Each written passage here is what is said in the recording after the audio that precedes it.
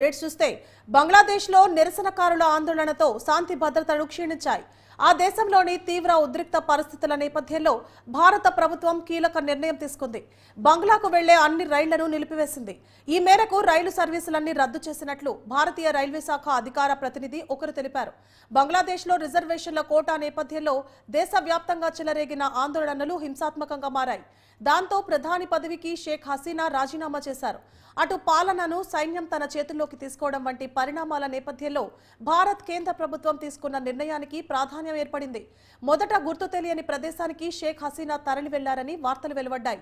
ఈ నేపథ్యంలో అక్కడి పరిస్థితులు ప్రభుత్వ నియంత్రణలో లేవని భావించిన భారత రైల్వే శాఖ బంగ్లాకు వెళ్లే రైలు సర్వీసులను రద్దు చేసింది. మాజీ ప్రధాని అధికారిక నివాసంలోని వస్తువులు, చీరలు ఎత్తుకెళ్లారని ఆందోళనకారులు అంటున్నారు.